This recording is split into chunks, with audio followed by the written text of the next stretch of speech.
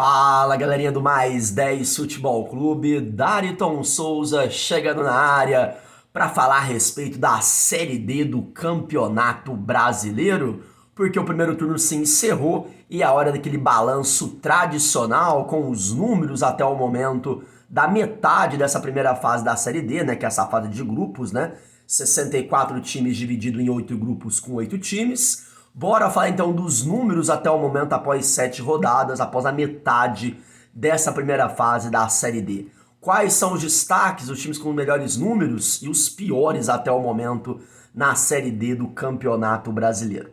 Não se esqueça de se inscrever no canal Mais 10 Futebol Clube, seu canal de esportes no YouTube, e bora analisar cada grupo da Série D até o momento, como os times estão, quais daqueles já deram passos importantes com uma classificação e quais estão numa situação bem delicada no campeonato, e depois os números até o momento nessa Série D do Campeonato Brasileiro, um vídeo super especial para falar de Brasileirão Série D.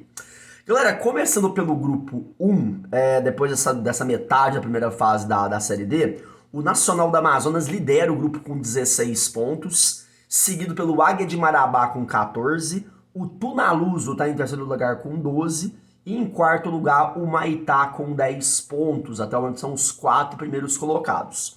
Galerinha, dá pra notar que Nacional do Amazonas e Águia de Marabá, até o momento, mostram que estão um pouco acima dos seus adversários nesse grupo. Eles jogam talvez ali o melhor futebol do grupo 1, tanto o Nacional do Amazonas como a equipe do Águia de Marabá. Eles devem permanecer entre esses 4 times classificados para a segunda fase, né, que aí já começa o mata-mata. Muito difícil achar que Nacional e Águia de Marabá fiquem fora desses 4 aqui, estão jogando muito bem, só se alguma coisa acontecer para eles ficarem de fora. São grandes destaques desse grupo 1 até o momento. Tunaluso e o Maitá colocam como grandes surpresas, né? O Tunaluso não fez uma boa Série D o ano passado, mas esse ano tá no grupo dos classificados, é um time muito tradicional lá no norte do Brasil. Então eu acho que é um time que pode sim brigar por essa vaga aqui, por enquanto faz uma campanha muito boa. O Maitá, por outro lado, já me surpreende. Acho que o Maitá estaria assim na briga ali pela classificação, mas não estaria já no grupo dos 4 primeiros colocados. Vamos ver se o Maitá consegue manter essa posição. Os outros 4 times, o Princesa de Solimões hoje aparece em quinto lugar com 8 pontos. Acho que o Princesa de Solimões está devendo um pouco de futebol, é o time lá do Amazonas. Para mim, brigaria ali tanto com o Nacional do Amazonas, Água de Marabá, pelas primeiras colocações. Não está acontecendo isso, não está bem irregular. Vamos ver se com o decorrer da competição a equipe do São Raimundo, do Princesa dos Limões, consegue voltar a essa disputa. São Raimundo com 8 pontos, também é um time que tem a questão fator casa muito importante, mas fora de casa o São Raimundo precisa melhorar se quiser se classificar. O São Francisco do Acre, que eu tive bastante empolgação pelo São Francisco, pela boa campanha que tinha feito ao longo da Copa Verde, por enquanto tá mal, tomou umas goleadas aí, uns resultados um pouco estranhos, e provavelmente vai ter um pouco mais de dificuldade para se conseguir classificar. E o Trem eu coloco como um time que provavelmente não vai conseguir passar de fase. O Trem tem apenas 4 pontos, é o último colocado, e para mim o Trem não vai se classificar para a segunda fase da Série D. Certo? Grupo 2, o Ferroviário lidera com 19 pontos, é um dos poucos times invictos até aqui na Série D e sobra no campeonato. O Ferroviário não tinha tomado nenhum gol até a última rodada, quando empatou em 1-1 com o Maranhão. Tem 19 pontos, está bem tranquilo na liderança e dá para cravar que o Ferroviário vai ser o primeiro classificado para a segunda fase da Série D. Não deve ter nenhum tipo de sofrimento já nessa parte do retorno, até porque vem jogando um bom futebol a equipe do Ferroviário do Ceará. O grupo é formado pelo Parnaíba, que tem 11 pontos em segundo lugar. É uma grande surpresa. A gente imaginava que o Parnaíba fosse dar uma boa competição. Está fazendo uma competição além do que se esperava do Parnaíba. O Maranhão, atual campeão maranhense, tem 10 pontos, também faz uma boa competição. E em quarto lugar, o Tocantinópolis tem 8 pontos. O Tocantinópolis começou muito mal a Série D, está tentando se recuperar agora, né? Se imaginava que a briga pela liderança do grupo seria entre Ferroviário e Tocantinópolis. Só que o Tocantinópolis, como eu disse, começou muito mal a Série D e precisa manter a pegada se quiser se classificar. Fora do grupo dos 4 ali, o Atlético Cearense tem 7 pontos. Esse faz uma campanha de tudo esperado. O Fluminense do Piauí está muito mal, tem só 6 pontos em 7 jogos. A campanha é muito ruim. O Fluminense do Piauí é uma decepção. Tem 6 pontos. Cordino com 6 e Caucaia com 5. Esse eu já imaginava que não iam conseguir brigar pela classificação, O Corinthians tem 6, o Caucaia tem 5. O Caucaia é o time que mais empatou no campeonato, mas ainda não venceu nessa Série D. Grupo 3, grupo que tem uma surpresa espetacular até o momento. O Pacajus está na liderança com 14 pontos, seguido pelo Santa Cruz, que também tem 14 pontos, Souza 12 e Campinense 10 pontos. Galera, os times tradicionais têm a obrigação de estar entre os primeiros desse grupo, né? Que é o caso do Santa Cruz, o Souza e o Campinense. A gente espera que os três se classifiquem para a segunda fase. Até por uma questão de terem times mais fortes do que os demais e tudo mais. O Santa Cruz precisa dar uma resposta pro torcedor, depois do Pernambucano horrível que fez. Fora também a situação que o time precisa subir para ter um calendário nacional ano que vem. Então o Santa Cruz está se mantendo ali no grupo dos 4 primeiros, e isso é importante pro Santinha no momento. O Souza teve um momento de instabilidade, mas é um time muito forte, tem boa chance de classificar. E o Campinense também teve um momento de instabilidade no campeonato, mas ali por enquanto tá no grupo de classificação. Tem que ficar esperto o Campinense, porque Nacional de Patos e Potiguar de Mossoró fazem boas campanhas, dentro daquilo que eles podem entregar. Ambos têm 10 pontos no campeonato, então ocupam quinta e sexta posição, e vão sim brigar juntamente ali, talvez com o Souza, com o Campinense, por essas duas vagas aí no grupo 3. Porque pra mim, o Pacajus está bem encaminhado à classificação, precisa manter a pegada, e o Santa Cruz aí mostrando que vai se classificar para a próxima fase. Vamos ver como que o Santa Cruz vai se comportar ao longo das próximas fases, mas o Pacajus com certeza é uma das sensações dessa Série D até o momento. Iguatu com 6 pontos e Globo com 4 encerram esse grupo 3, que vou ser bem sincero, para mim Iguatu e Globo já foram. Para mim não tem condição de se classificar, pelo que apresentaram até o momento, muito fraco tecnicamente o futebol das duas equipes. Para mim os dois não vão conseguir passar de fase nesse grupo 3. Grupo 4, o Retrô, que é um outro time invicto nessa Série D do Campeonato Brasileiro, ocupa a primeira posição com 15 pontos. O Retrô começou meio mal, né, o campeonato, né? Tinha aí 3 empates em 4 jogos. O Retrô demorou para pegar rumo na Série D. Quando pegou também embalou e agora está na liderança isolada com 15 pontos. O Sergipe tem 10, ocupa a segunda posição, uma campanha ok do Sergipe, como a campanha do Bahia de Feira também com 10. O Asa tem 9 pontos e está na quarta posição. Eu acho que o Asa ficou um pouco devendo. Eu esperava um pouco mais do Asa. O Asa não empatou no campeonato, teve 3 vitórias e 4 derrotas. E o Asa aí, nessa briga pela classificação, precisaria estar um pouco melhor aí no meu ponto de vista. Até porque tá no cangote dele ali na quinta posição o Jacuipense com 9, o Cruzeiro de Alagoas com 9, depois temos o Atlético da Bahia com 6 em penúltimo lugar do grupo e o Falcon também com 6. No meu ponto de vista, Atlético da Bahia e Falcon não devem seguir para essa próxima fase da Série D, então quem perder ponto para esses dois pode se complicar, e a briga vai ficar entre esses 5 que eu vou falar agora: Sergipe, Bahia de Feira, o Asa, o Jacuipense e o Cruzeiro de Alagoas. 2 vagas para esses 5 times aqui. Não vejo ninguém além do Retrô, que já deu uma distanciada com a classificação garantida no grupo 4 da Série B. Certo?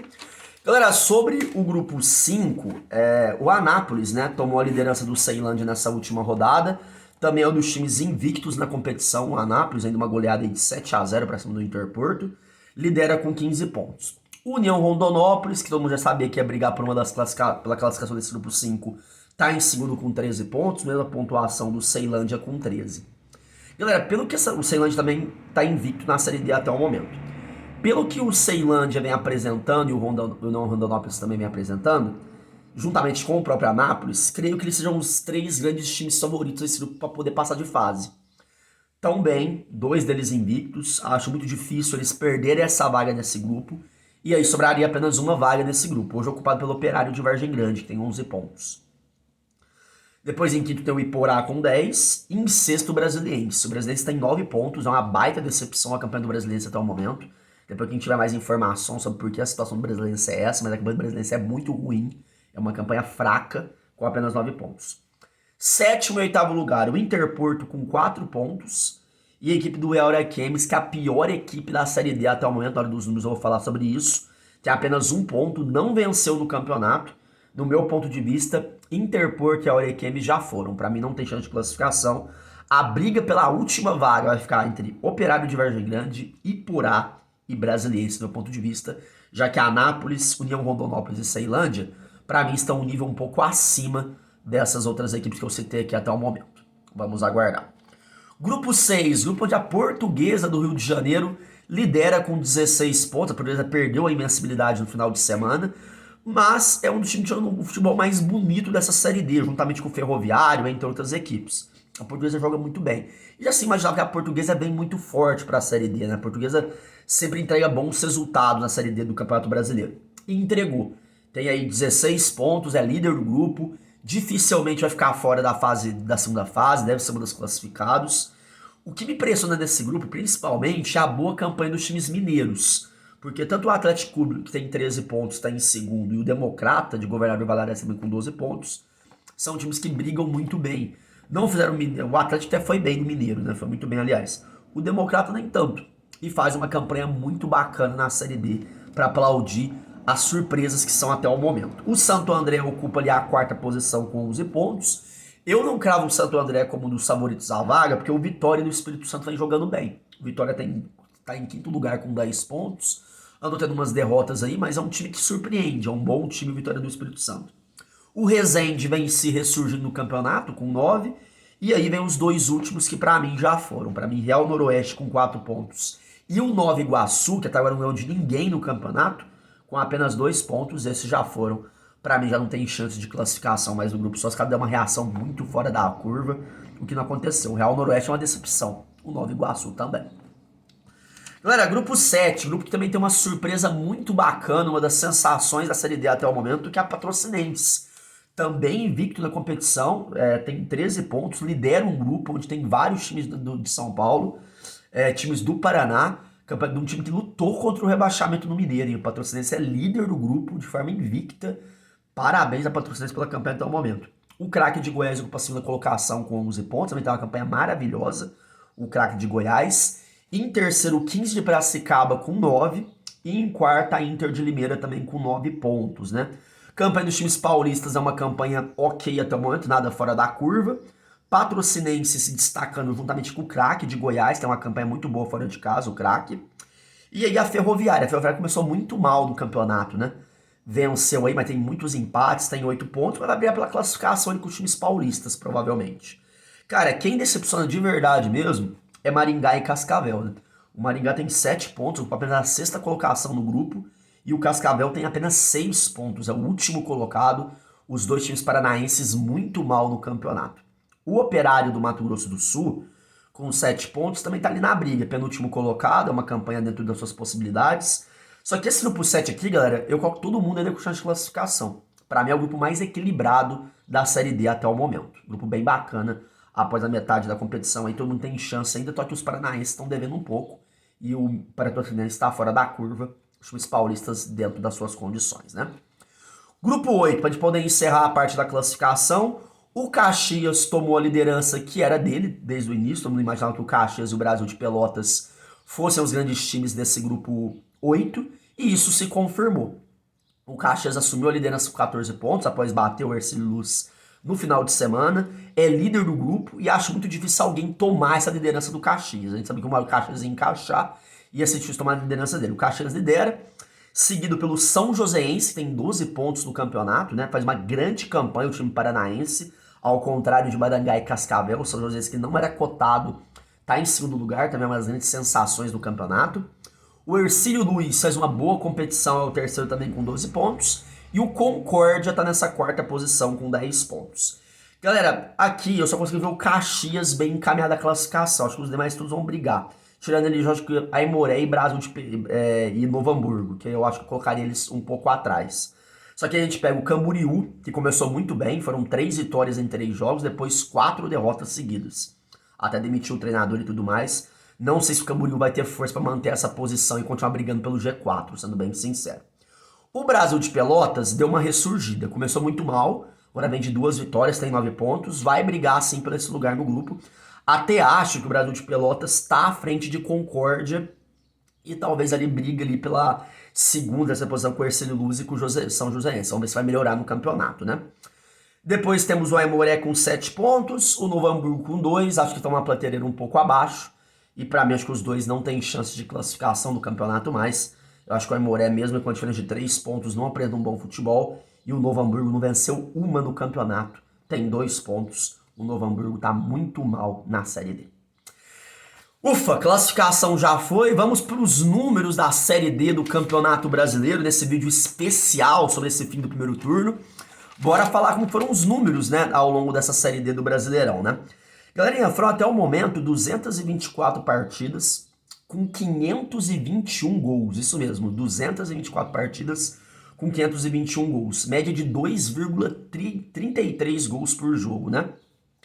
Tivemos 2 goleadas, as maiores até agora da Série D, com o Interporto no meio, né? Que foi Porá 8, Interporto 1 e Anápolis 7, Interporto 0. Isso mesmo. As 2 maiores goleadas da Série D no grupo 5, tá? E contra o Interporto em Goiânia. O Interporto vai pra Goiânia, é pra tomar goleada, nunca vi. Galera, os mandantes se saíram melhor nessa Série D até o momento, né? São 109 vitórias dos mandantes, ou seja, 49%. Contra 45 vitórias dos visitantes, 20%. E tivemos mais 70 empates, 31%. Resultados mais comuns foi 1-0 em 39 partidas, o placar ficou no mínimo 1-0. Jogos com menos de 3 gols, 138, 62%. E jogos com mais de 3 gols, em 86, ou seja, 38%, tivemos mais de 3 gols. 2 jogadores marcaram hat-trick nessa Série D até o momento. O Stone do Souza, na vitória contra o Globo fora de casa por 5-2, e o Eric Bahia, que nesse final de semana, lá na Boca do Jacaré, fez os 3 gols do Iporá no empate contra o Brasiliense por 3-3. Os melhores públicos da Série D até o momento. O Santa Cruz está em 4 dos melhores públicos. Botou 28 mil pessoas contra o Campinense, no Arruda. Depois 16 mil contra o Souza, 14 mil contra o Pacajus e mais 10 mil contra o Iguatu. Santa Cruz dá show quando o assunto é torcida no estádio. Tivemos 2 públicos também do Maringá, que não tá tão bem. O 5º melhor público foi do Cascavel. A Ferroviária também teve um bom público. Nacional de Patos contra o Santa Cruz também teve um bom público. E o 15 de Piracicaba. Já os piores públicos da Série D até o momento. Pior público com 8 torcedores apenas no jogo Retrô 2, Atlético Bahia 1. Não sei explicar porque teve 8 torcedores no estádio. Depois aparece uma Itá 2 vezes, com 51 e 57 torcedores, respectivamente. Globo e Novo Hamburgo, muito pela mal campanha deles também, poucos torcedores, média de 49 torcedores num jogo lá. E tivemos também o Trem com 40 torcedores. O Bahia de Feira levou ao estádio 58 torcedores, no décimo público menor aí da Série C, com 50 torcedores.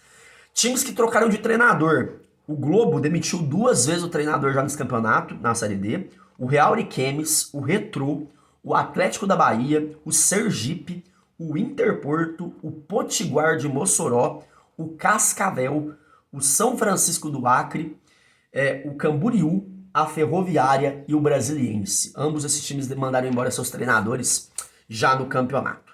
Vamos aos números dos melhores e dos piores até o momento da Série C do Brasileirão. Vamos lá. Invictos, o Ferroviário do Ceará, com 19 pontos. O Retrô de Pernambuco com 15. O Anápolis com 15. O Ceilândia com 13. O Patrocinense também com 13. São os únicos 5 times invictos no campeonato. Mais vitórias, o Ferroviário do Ceará com 6. Nacional da Amazonas e Português do Rio de Janeiro com 5 vitórias. Os times que mais empataram, o Caucaia com 5 empates juntamente com a Ferroviária de São Paulo, empataram 5 vezes. E os times que menos empataram, o São Francisco do Acre, o Souza, o Iguatu, o Asa e o Camboriú. Não empataram com ninguém no campeonato até agora. Mais derrotas, ou seja, os piores times até agora. O Real Ariquemes tem 6 derrotas no campeonato. O Novo Hamburgo tem 5 derrotas, novamente com o Nova Iguaçu. Depois vem as equipes do São Francisco do Acre, Trem, Iguatu, Real Noroeste, Globo e Interporto como times que mais perderam no campeonato. Dando sequência aqui, gente, melhores ataques. A Portuguesa do Rio de Janeiro com 17 gols, o Iporá com 15, o Anápolis em terceiro com 14, o Ceilândia também com 14 gols e o Ferroviária também, o Ferroviário do Ceará com 14 gols, os 5 melhores ataques. Os piores ataques, Real Ariquemes, 1 gol no campeonato. No Trem, 2 gols no campeonato. O Novo Hamburgo, o Operário e o Interporto, cada um marcou 3 gols até o momento. Melhores defesas, o Ferroviário com 1 gol marcado, com 1 gol sofrido, desculpa. União Rondonópolis com 2 gols sofridos, o Ceilândia com 3 gols sofridos e mais 8 equipes que tomaram 4 gols ao longo dessa competição. São as melhores defesas do campeonato. As piores, o Interporto, que não é uma surpresa, tomou 24 gols, não era de se imaginar. Pior defesa do campeonato. O Globo com 17 gols sofridos. O São Francisco do Acre com 13 gols sofridos. O Parnaíba com 13 gols sofridos. E o Real Noroeste com 3 gols sofridos. 13, né, no caso, são as piores defesas do campeonato. Times que ainda não venceram: o Real Ariquemes, o Nova Iguaçu, o Caucaia e o Novo Hamburgo. Times que mais tomaram cartão amarelo: o Real Noroeste com 29, mais vermelhos, o Trem e o Parnaíba com 2 vermelhos, juntamente com Cascavel e Atlético de Minas Gerais. E os artilheiros da Série C, o Marcelo Toscano e o Eric Bahia do Iporá, cada um com 5 gols. Se inscreva no canal.